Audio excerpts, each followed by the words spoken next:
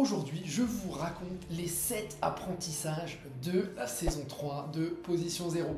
Position Zéro, c'est mon podcast que je fais avec mon ami Thomas Meyer, cofondateur du podcast. Le principe, c'est tout simple, c'est qu'on invite des pointures du référencement naturel en France. Il y en a énormément. La saison, on a commencé à la publier. Pour ceux qui veulent la voir, il suffit d'aller sur la chaîne de Position Zéro. Le principe de cette vidéo, c'est tout simple, c'est que je vais vous parler des apprentissages principaux. J'en ai pris 7 qui sont vraiment ressortis au cours de cette saison de Position Zéro.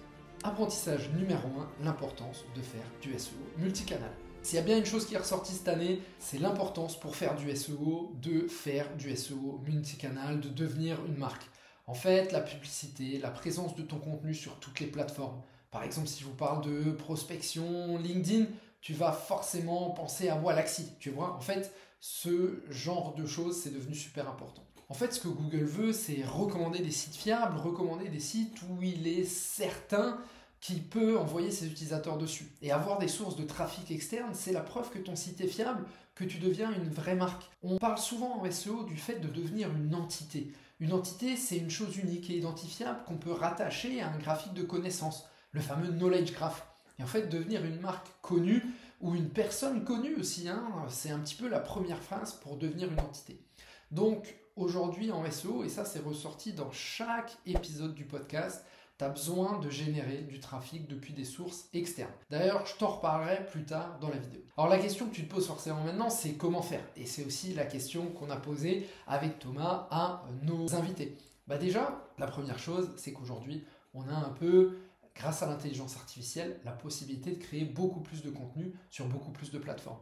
Là où avant, c'était créer un contenu SEO, créer un contenu YouTube, aujourd'hui, tu vas pouvoir prendre ton script YouTube, le transformer en un carrousel avec une IA, avec une intelligence artificielle, et derrière, publier ce carrousel sur LinkedIn, Instagram ou autre encore. Aujourd'hui, avec l'intelligence artificielle, par exemple, cette vidéo que je vous fais là, qui va durer une vingtaine de minutes, je vais la mettre sur un outil comme Minvo ou Opus Clip, et ça va me permettre de prendre des petits clips et de publier ces clips en Reels sur Instagram, en Shorts sur YouTube et sur TikTok directement, voire même sur LinkedIn, puisque LinkedIn c'est aussi mis à la vidéo. Moi, je vous conseille aussi d'apprendre à parler devant une caméra pour ensuite être présent sur YouTube. Pour deux raisons. Déjà, une première chose, c'est que pour l'instant sur YouTube, la concurrence n'est pas énorme. Donc si vous êtes présent ici, vous serez un petit peu sur un Eldorado. Vous voyez, il y a pas mal de marques qui l'ont fait. En France, il y a une marque qui s'appelle Finari, qui a été très très forte pour ça. Donc Finari, je crois que c'est une appli pour gérer tes finances personnelles. Et en fait, eux, ils créent énormément de contenu sur YouTube. Ils sont très bons là-dessus. Et aujourd'hui, ça fait que si vous me demandez de citer un petit peu une app, je vais forcément penser à Finari.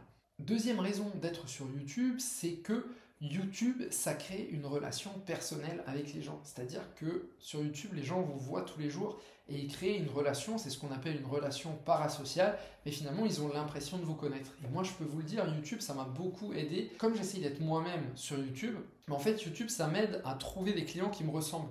Et ça, je peux vous dire que ça change la vie de bosser avec des clients qui ont la même éthique que vous, qui ont la même énergie que vous. En fait, ça vous aide énormément à vous faire plaisir dans votre travail et à trouver les bons clients. Alors que vous soyez indépendant ou une marque, c'est pareil. Ça vous permet vraiment, YouTube, d'aller beaucoup plus loin. Et un contenu YouTube, c'est extrêmement transformable. Une fois que vous avez fait un contenu YouTube, vous pouvez faire un article de blog, des shorts, des publications LinkedIn, ça peut aller très loin.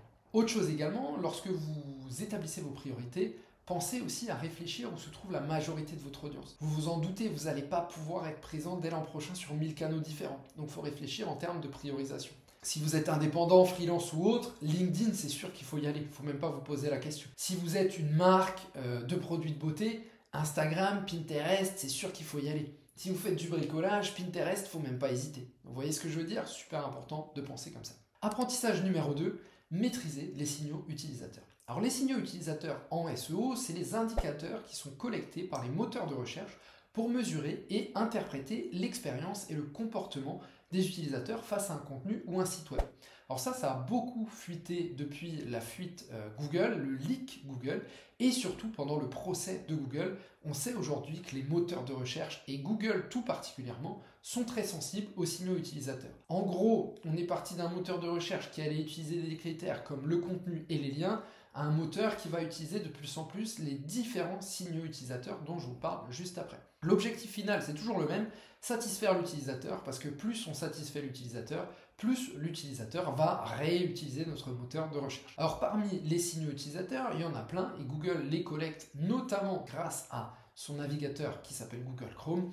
Je vais vous en citer quelques-uns, mais le trafic sur un site, d'où vient le trafic, comment il est réparti, est-ce qu'il y a du trafic externe au SEO, la donnée de clic sur la SERP, la page de résultats Google. Vous voyez, Google va mesurer à partir de son algorithme NavBoost ce qui se passe sur la SERP. Donc le principe de NavBoost, il est assez simple, c'est regarder sur quel lien les gens cliquent sur la page de résultats Google, d'où l'idée d'optimiser vos page titles. Et ensuite, NavBoost va regarder est-ce que les gens restent sur la page ou est-ce qu'ils reviennent sur la SERP. Si les gens reviennent sur la SERP, c'est ce qu'on appelle le pogo sticking, c'est-à-dire que les gens sont allés sur une page et revenus sur la SERP, et bien ça prouve finalement que vous avez sûrement pas bien répondu à l'intention de recherche. Vous voyez, et ça c'est très important et c'est quelque chose que Google regarde tout particulièrement et c'est beaucoup ressorti dans le podcast. Comment éviter ça? Comment améliorer vos signaux utilisateurs? Il y a une première chose, c'est d'écrire du contenu de qualité que les gens ont envie de lire, de bien présenter vos contenus, d'optimiser l'expérience utilisateur de vos contenus. Pour optimiser l'expérience utilisateur de vos contenus, il y a un truc tout simple, c'est de les relire déjà. Vous prenez votre téléphone portable et vous relisez le contenu et vous regardez si c'est agréable à lire. Déjà, ça va beaucoup vous améliorer. Moi, ce que je conseille aussi, c'est d'éviter les gros blocs de texte, donc maximum 2 phrases par paragraphe, écrire en 18 à 20 pixels, écrire suffisamment grand, écrire en noir aussi, c'est ce qui ressort le mieux sur une page. Autre point aussi parmi les signaux utilisateurs, c'est les returning visiteurs, les visiteurs qui reviennent. Ce qu'on dit de plus en plus dans la communauté SEO, c'est que le lien et les contenus, c'est ce qui te place dans le top 5.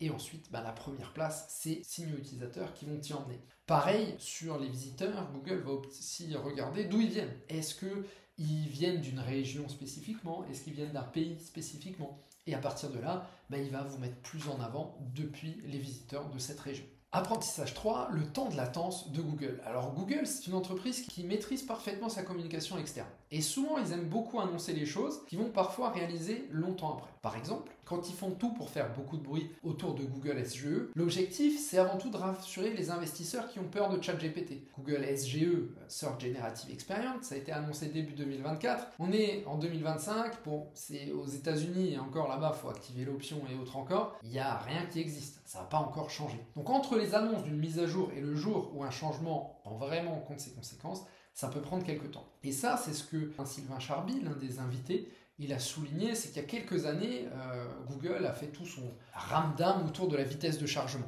Ils nous ont dit, il faut accélérer la vitesse de chargement des sites, on va regarder ça, ça rentre dans les critères de l'algorithme. Et ce que nous racontait Sylvain, qu'on a invité et qui est un spécialiste du SEO technique, c'est qu'en fait, les sites trop lents, ils commencent seulement aujourd'hui à subir les conséquences en SEO, alors que Google l'a annoncé il y a plusieurs années. Donc vous voyez, ça c'est vraiment un point, c'est que Google parfois va utiliser les effets d'annonce un peu pour nous prévenir, et en fait les conséquences vont arriver plus tard. Donc lorsque Google annonce quelque chose, il ne faut pas non plus se mettre à courir et à flipper ou autre encore. Apprentissage numéro 4, c'est l'importance grandissante du SEO technique. Alors si vous faites du SEO, vous avez remarqué que depuis quelques temps, il y a de plus en plus de problèmes d'indexation de nos contenus. Ça veut dire que Google, il a l'air de plus vouloir indexer n'importe quel type de contenu. Et c'est pour ça que progresser en SEO technique, ça devient de plus en plus primordial. Cette année, on a reçu pour la première fois plusieurs experts du SEO technique, notamment Sylvain Charby qui est spécialisé là-dedans, mais aussi Adriana Roy qui connaît très très bien le sujet, Léo Poitvin aussi qui a parlé de pas mal de choses. Et en fait, le SEO technique est devenu beaucoup plus important sur la table lors des discussions. Il faut dire que la vérité, c'est qu'on a tendance à laisser cette partie de côté. Moi, je vais vous donner quelques exemples de conseils de SEO technique qui sont revenus sur la table un petit peu lors des discussions. La première, c'est les extensions installées mais non activées sur WordPress. Ça, c'est un truc tout bête, mais en fait, le fait d'enlever vos extensions que vous n'utilisez pas, ça permet d'accélérer la vitesse de votre site et d'avoir quelque chose de plus qualitatif. Parce que ce qu'il faut savoir, c'est que ces extensions, souvent, elles vont ajouter du code sur toutes vos pages. Même si l'extension, elle est utilisée que sur une page, elle va ajouter du code sur plein de pages. Toutes les extensions que vous n'utilisez plus, supprimez-les et ça va accélérer votre site. Deuxième chose, travaillez le temps de chargement de vos sites. Ça, c'est quelque chose qui est de plus en plus ressorti selon les intervenants. Autant avant, on disait, bon, allez-y, c'est pas très très important. Là, c'est ressorti de plus en plus. Donc, travaillez le temps de chargement et bossez là-dessus. Troisième point, évitez les méga menus trop complexes. Alors récemment, je donnais une formation avec quelqu'un. Cette personne, elle avait un méga menu, donc le menu qu'on a tout au-dessus de notre site, qui avait 2600 liens. Donc ça veut dire que sur chaque page, il y avait 2600 liens.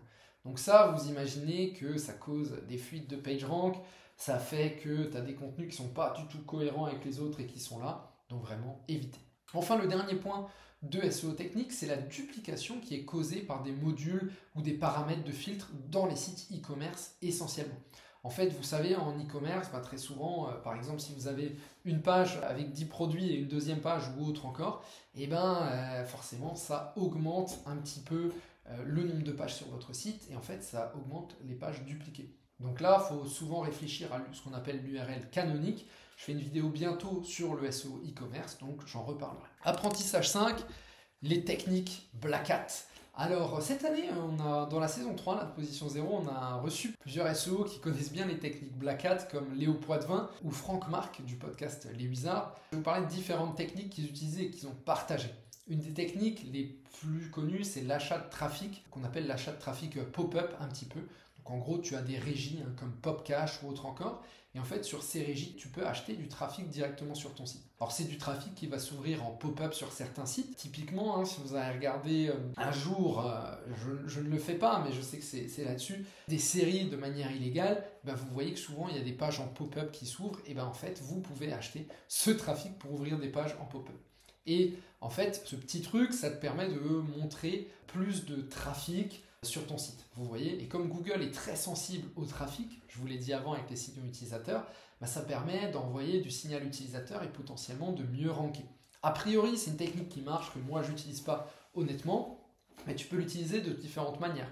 Déjà pour renforcer ton site, mais aussi pour augmenter le nombre de tes recherches sur SEMrush. Ça, c'est ce que Léo racontait. C'est qu'en fait, ce qu'il fait, c'est qu'il veut augmenter le nombre de recherches d'un mot-clé. En fait, il achète du trafic sur la SERP directement du mot-clé. Ça permet aussi de renforcer un backlink. Quand tu as fait un backlink sur un autre site, en fait, tu vas lui envoyer du trafic dessus pour qu'il soit un peu plus puissant. Tu vois, ça permet de faire plein de choses comme ça.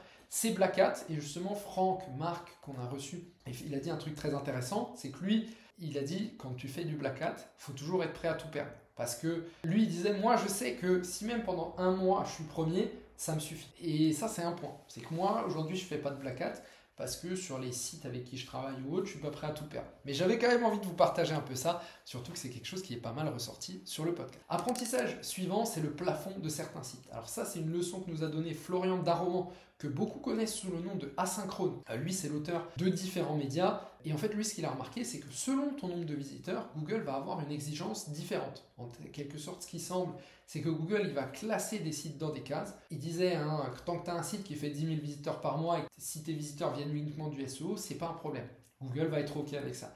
Mais en revanche, si tu as un site qui fait 64 visiteurs par mois, tu dois devenir un vrai média, faire plus de backlinks, avoir une présence sur d'autres réseaux sociaux, parce que c'est plus pertinent. Et c'est toujours cette question de pertinence. Vous voyez, Google regarde ton site comme un ensemble, et forcément, personne n'a envie d'aller sur un site s'il n'est pas du tout visité. Vous voyez, un site qui fait 100 000 visiteurs par mois, s'il n'existe même pas sur les réseaux sociaux, c'est bizarre. Et Google, il tient aussi à ça. Enfin, dernier point que je voulais souligner, c'est qu'il faut comprendre qu'aujourd'hui, Google regarde votre site dans son ensemble. Ça veut dire que si sur ton site, tu as des mauvais contenus, ça va avoir des conséquences sur tes autres pages. C'est aussi pour ça que travailler ton SEO technique, travailler ton crawl, c'est devenu de plus en plus important. D'ailleurs, je te conseille d'aller sur la Google Search Console et de regarder le nombre de pages qui sont détectées mais non indexées. Ça va te donner une indication de beaucoup de pages pour lesquelles Google considère qu'elles n'ont pas intérêt à être dans son index. Et ce que tu fais mal, ça a des conséquences sur ce que tu fais bien. Ça, c'est quelque chose qu'on sait depuis longtemps, mais on a parfois tendance à l'oublier. Je te dis à très vite pour la prochaine vidéo. Allez sur Position 0 pour voir la saison 3. On se retrouve très vite. Ciao, ciao.